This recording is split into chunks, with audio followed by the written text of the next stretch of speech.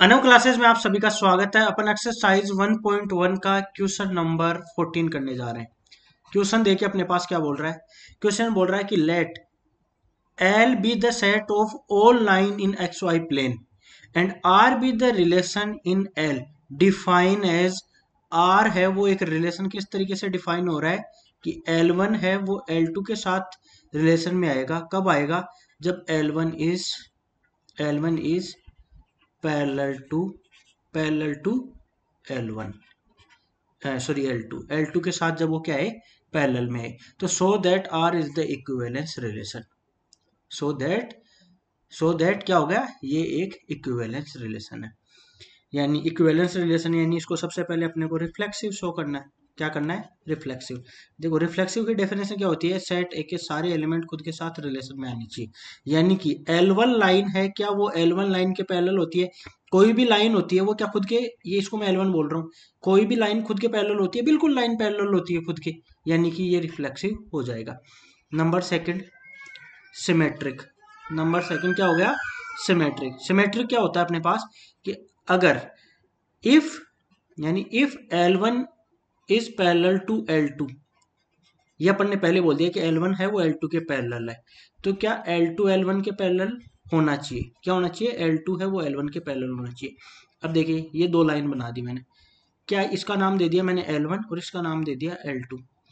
L1 L2 के parallel है, या फिर अपन ये बोल दें कि L2 L1 के पैरेलल है, तो इसमें कोई डिफरेंस हुई? बात में कोई डिफरेंस नहीं हुआ। यानी कि अगर कोई लाइन है वो दूसरी लाइन के पैरेलल है तो दूसरी लाइन पहले वाली लाइन के पैरेलल होती है, यानी ये हमेशा एक सिमेट्रिक रिलेशन होता है।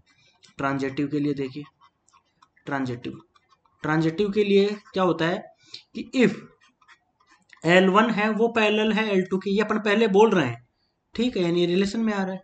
एंड अपन बोल रहे हैं कि L2 है वो L3 के पैरेलल है, तो ट्रांजिटिव होने के लिए क्या होना चाहिए? L1 लाइन L3 के पैरेलल होना चाहिए। यानी कि क्या हुआ, एक लाइन हुई ये L1, ये दूसरी पैरेलल हो गई किसके? L2 के पैरेलल हो गई। और ये हो गया अपने पास L1 लाइन, ये हो गई L2 लाइन, और L2 लाइन है वो L3 के पैरेलल है। किसके? L3 के पैरेलल। तो क्या L1 लाइन L3 के पैरेलल नहीं है? बिल्कुल L3 के पैरेलल है, यानी कि L1 है वो L3 के पैरेलल होगी। यानी कि ये रिफ्लेक्सिव भी हो गया, सिमेट्रिक भी हो गया और ट्रांजिटिव भी हो गया। अगर कोई रिलेशन रिफ्लेक्सिव, सिमेट्रिक और ट्रांजिटिव होता है तो वो क्या हो जाता है? इक्विवेलेंस रिलेशन हो जाता है। यही अपने को क्या करना था, इसमें शो करना था। इसके बाद बोल रहा है क्वेश्चन की find the set of all line related to the line y is equal to, समझना क्या बोल रहा है, y is equal to 2x+4। 2x+4 आपने 11th क्लास में पढ़ा होगा कि लाइन की इक्वेशन होती है वो होती है y is equal to mx+c। mx+c। m क्या होता है यहाँ पे? ये देखो, ये m का मतलब क्या होता है?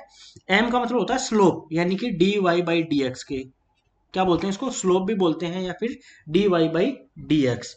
ये किस में होता है? टेन थीटा से निकालते हैं अपन इसको। क्या वो निकालते हैं? टेन थीटा से निकालते हैं। ये लाइन की इक्वेशन होती है, इससे कंपेयर करो। अगर कोई लाइन है, ये देखिए जैसे एक लाइन हुआ, ये एक्स एक्सिस है, यहाँ पे मैं एक लाइन बना रहा हूँ इस तरीके से, ये लाइन हो गई। तो ये जो एंगल बनाएगी किसके साथ? एक्स एक्सिस के साथ। ये किसका काम करेगा? स्लोप का, यानी एम की वैल्यू हो जाएगी टेन थीटा में पुट करने के बाद। अब इसी तरीके से अगर इसी के पहले मैंने दूसरी लाइन बना दी, ये वाली लाइन क्या बनाई मैंने? दूसरी, तो इसका स्लोप कुछ और होगा।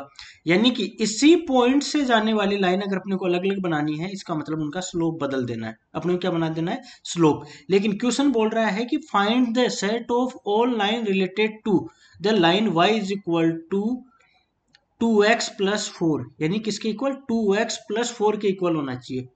y is equal to 2x+4 के इक्वल। और वो क्या होनी चाहिए? ऊपर देखो रिलेशन अपने को पैरेलल, यानी दो लाइन से एक दूसरे से रिलेशन में कब आएंगे? जो वो पैरेलल रहे। अब पैरेलल रहे यानी कि एक लाइन यहाँ है अगर, तो दूसरी लाइन यहाँ होनी चाहिए, तीसरी लाइन यहाँ, चौथी लाइन यहाँ, पांचवी लाइन ये, यानी कि सारी लाइन से एक दूसरे के पैरेलल होनी चाहिए। अब पैरेलल कब होगी? जब सी में चेंज आएगा। किस में आएगा? सी में चेंज। यानी कि अगर इसके पैरेलल लाइंस की इक्वेशन अपने को लिखनी है, यानी वो हो जाएगी y is equal to 2x plus, इसको क्या बोल दोगे आप? 2x+c। 2x+c, ये अपने पास ये इक्वेशन हो गई। ठीक है, जो कि क्या हो जाएगी, इस वाली लाइन से रिलेट करेगी। आई थिंक मैंने आपको बहुत अच्छे से समझाया। इसके बाद भी अगर कोई डाउट रहता है तो कमेंट सेक्शन में डेफिनेटली पूछिए, और अपनी चैनल को सब्सक्राइब करना बिल्कुल मत भूलना। Thank you everyone.